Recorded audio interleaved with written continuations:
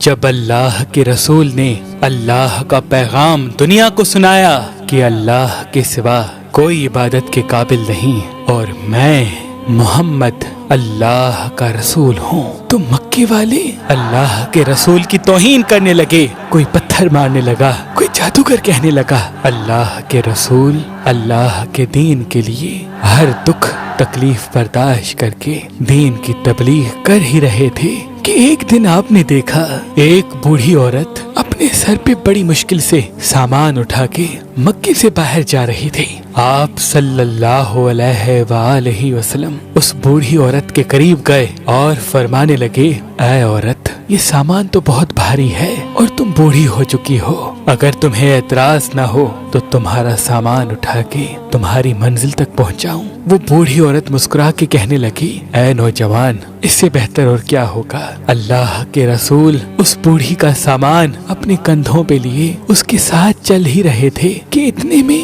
وہ عورت کہنے لگی، اے نوجوان، میں تمہیں بھی کہوں گی یہ شہر چھوڑ کر چلے جاؤ، کیونکہ یہاں کوئی جادوگر آیا ہے جس کا نام محمد ہے۔ وہ اپنے آپ کو نبی کہلواتا ہے اور ہمارے خداؤں کو جھوٹا کہتا ہے۔ اس کے لفظوں میں اتنا جادو ہے، جو اس کی بات سنتا ہے وہ اس پہ ایمان لے آتا ہے۔ اے شخص، میں نے پوری زندگی اپنے بتوں کی عبادت کی ہے، میں نہیں چاہتی کہ اس زندگی کے آخری وقت میں اپنے خداؤں سے غافل ہو کر اس جادوگر کی باتوں میں آ جاؤں۔ پورا رستہ وہ عورت اللہ کے رسول کی توہین کرتی رہی اور اللہ کے رسول حضرت محمد مصطفیٰ صلی اللہ علیہ وآلہ وسلم اس بوڑھی کا سامان اپنے کندھوں پہ لیے خاموشی سے سنتے رہے۔ جب اس بوڑھی کی منزل آ پہنچی، اللہ کے رسول نے اس کا سامان اس کے حوالے کیا اور جانے لگے۔ وہ عورت پوچھنے لگی، اے نوجوان، کون ہو تم نے اپنا نام تو بتایا ہی نہیں۔ اللہ کے رسول نے فرمایا، پورا رستہ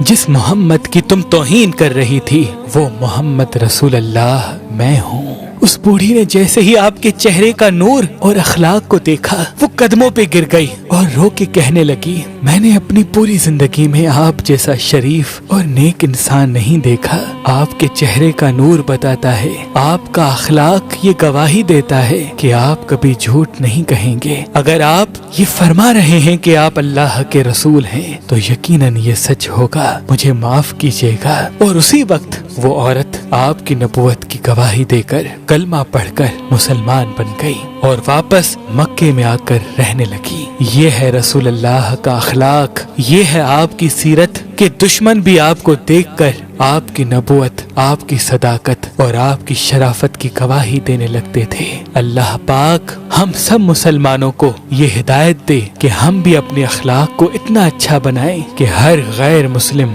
ہمارا اخلاق دیکھ کر مسلمان بن جائے، ہمارا اخلاق دیکھ کر مسلمان بن جائے، ہمارا اخلاق دیکھ کر مسلمان بن جائے۔